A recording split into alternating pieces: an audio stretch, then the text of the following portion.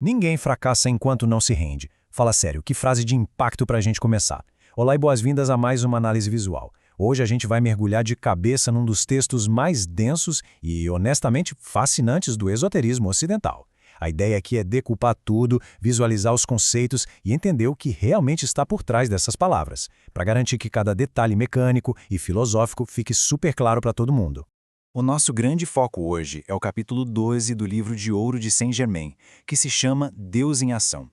Quem já tem costume de estudar textos metafísicos sabe bem que essa obra pode ser incrivelmente complexa. Mas olha, o nosso objetivo aqui não é julgar nem tomar partido de nada, tá? É fazer uma exploração bem estruturada e totalmente imparcial desses ensinamentos. A gente vai pegar esses conceitos esotéricos e traduzir de um jeito bem direto. Assim, qualquer pessoa vai conseguir compreender a mecânica exata que o texto propõe. E para nossa jornada fazer todo sentido lógico, a gente dividiu a filosofia desse capítulo em 5 pilares fundamentais. 1. O poder do eu sou.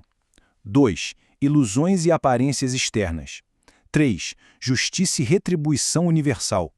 4. O domínio da energia vital. E, finalmente, 5. A lei do perdão. Vamos lá. Pilar número 1. O poder do eu sou. Olha só, esse é simplesmente o conceito espiritual que ancora literalmente tudo o que o capítulo discute. O texto define a presença eu sou como Deus em ação, ou seja, seria a presença suprema e a inteligência governante que atua dentro de cada ser humano. O argumento central aqui é de explodir a cabeça. Através desse poder interno, cada pessoa mantém nas próprias mãos o cetro do domínio sobre a sua vida. Segundo a obra, não tem essa de um poder lá fora, sabe? É uma inteligência continuamente ativa no nosso interior, sempre buscando se expressar com perfeição.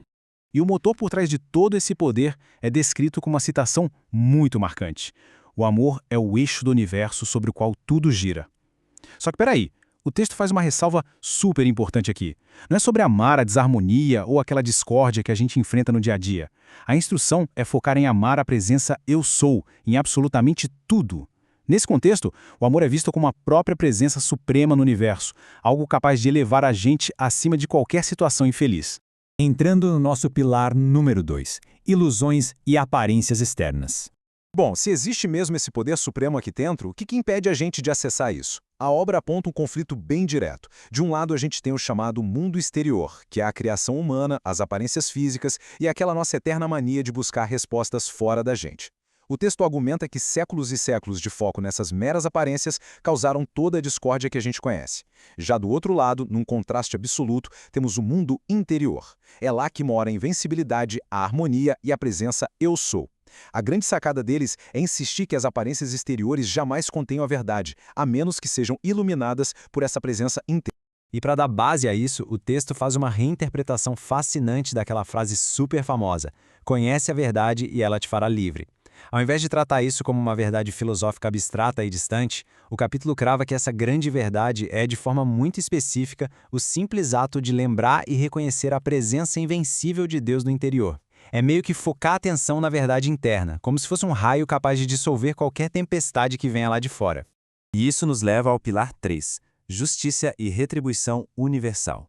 Agora, como é que essa filosofia lida com as injustiças que a gente sofre? A mecânica deles é bem estrita. A chamada Grande Lei Universal da Retribuição é descrita como algo acionado instantaneamente por ações erradas. É um negócio inevitável, literalmente tão impossível de parar quanto o movimento dos planetas. Se por acaso parecer que a justiça está demorando para chegar para uma vítima inocente, o texto dá um aviso bem sério. Quanto mais tempo passar, mais poderoso vai ser o impacto. O recado central é claríssimo: nenhum ser humano consegue escapar dessa lei. Então, aquele desejo de vingança tem que ser totalmente abandonado e deixado a cargo da justiça universal.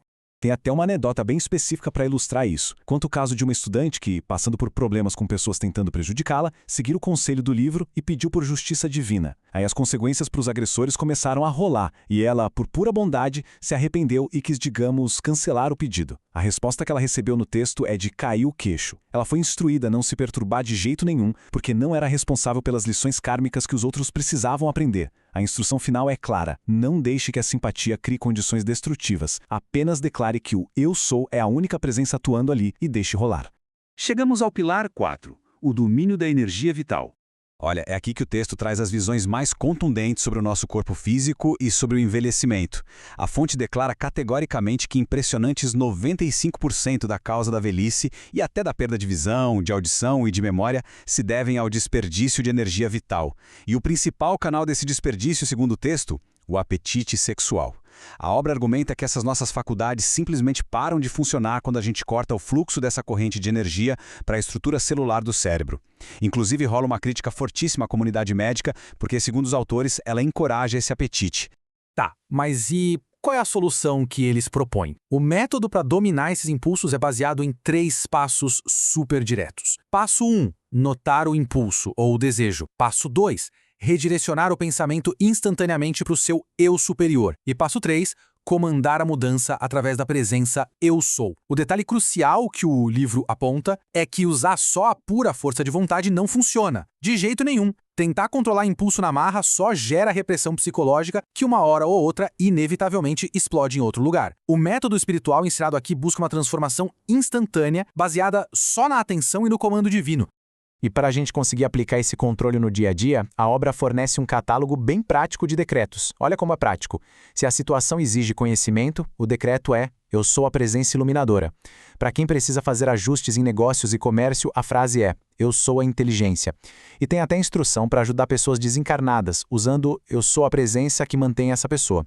Basicamente, cada decreto é uma ferramenta desenhada para substituir aquela nossa reação humana falha pelo comando imediato daquilo que o texto considera ser a única inteligência atuante no universo. E assim, vamos para o nosso último pilar, o número 5, a lei do perdão.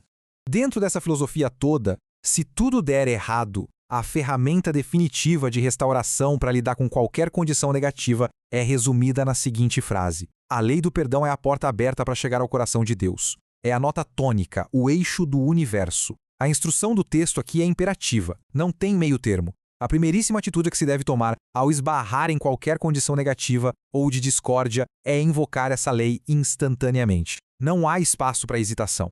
E atuando lado a lado com o perdão, temos o conceito da chama violeta transmutadora. O texto descreve isso como uma energia divina, usada em conjunto com o amor divino, para atuar instantaneamente sobre a negatividade e transmutar tudo. A grande sacada, a salvaguarda ensinada aqui é o seguinte: em vez de reagir à maldade das outras pessoas criando ainda mais discórdia, a prática correta é envolver essas pessoas com o amor divino e com essa chama violeta. É uma defesa que não se baseia no ataque, mas na neutralização através de uma energia muito superior.